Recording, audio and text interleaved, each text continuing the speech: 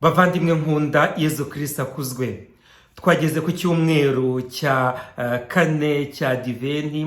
Murabona turagenda twihuta twirukanka tugana Noheli y'umucunguzi, Noheli ya Yezu Kristo, ivuka rya Yezu Kristo umwami wacu. Ntabwo rero tugomba guta igihe. Ku cyumweru gishize twizihije icyumweru cy'ibyishimo, twishimira yuko twarigendaga dusatira nyine iminsi mikuru. None ubu ngubu iki cyumweru nicyo cya nyuma, ubundi Noheli ikaba iraje, tukishimira ivuka nyine ry'umucunguzi.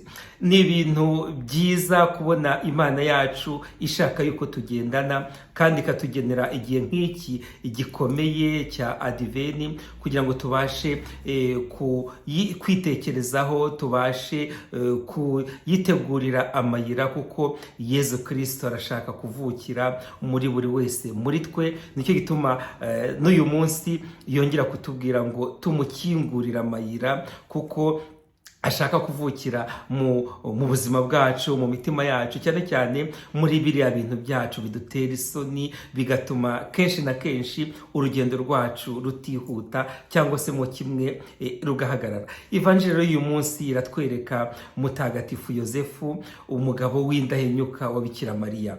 Murabona iyo atemera umushinga w'Imana, Yezu yashobora guhinduka umwana w'ikinyendaro. Ntabwo ibinyendaro mu Rwanda bikivugwa, ariko mu by'ukuri niko byari kumera, kuko iyo aza kumva wenda amagambo y'abantu, ntiyumve neza icyo Imana imushakaho, ntiyumve umushinga w'Imana kuri we, ntabwo nyine n'umushinga w'Imana wo gukiza abantu wari kugerwaho. Yosefu Mutagatifu rero mu kwicisha bugufi kwe yumvise icyo Imana imubwira, kandi agerageza kugishyira mu bikorwa.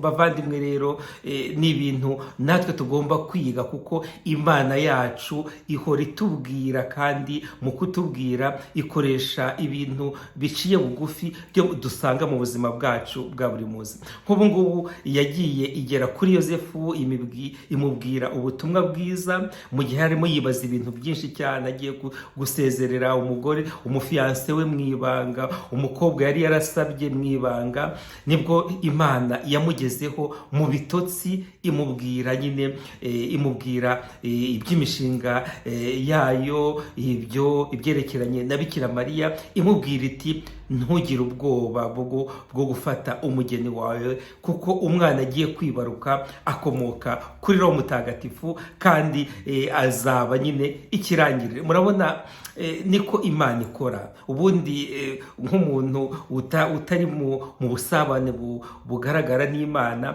biragoye kumvira ibyo yarose. Ariko kuko Yosefu yari asanzwe ari indahinyuka nyine, ari mu busabane n'Imana, yumvaga ko Imana yanakoresha ibitotsi, inzozi, kugira ngo ibashe kumugeraho, ibashe kumushyikiriza ubutumwa bwayo.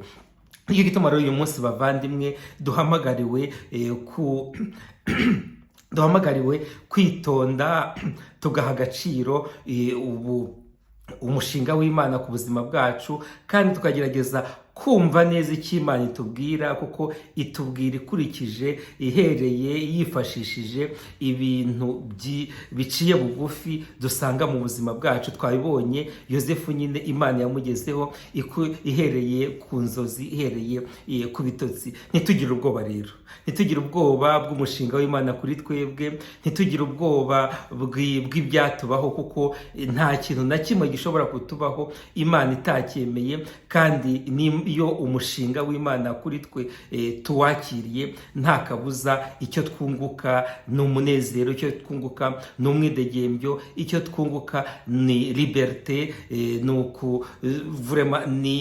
ni ukwidegembya bihagije kugira ngo dukomeze tugende nta kiduziga muri uru rugendo nyine rutuganisha ku Mana. Yosefu Mutagatifu rero, umugabo w'indahinyuka wa Bikira Mariya, akomeza adufashe kugira ngo natwe tuvumbure umushinga w'Imana, kandi ibintu byose biciye bugufi Imana ikoresha kugira ngo itugereho, itugezeho ubutumwa bwayo, tubyakire kandi tugire Roho Mutagatifu uko bikwiye, kugira ngo nyine tubashe gushishoza, tubashe no gutega amatwi nyine iby'Imana yacu itubwira. Nk'uko bisanzwe rero, mugende murebe ijambo ry'uyu munsi nuko ryanditswe na Matayo, ni ku mutwe wa mbere kuva ku murongo wa 18 kugeza ku wa 24. Imana ishobora byose rero nibaha umugisha kandi ibarinde, ku izina ry'Imana Data na Mwana na Roho Mutagatifu. Amen. Icyumweru cyiza bavandimwe, Yosefu Mutagatifu aduherekeze kandi dukomeze muri urugendo rw'ukwemera.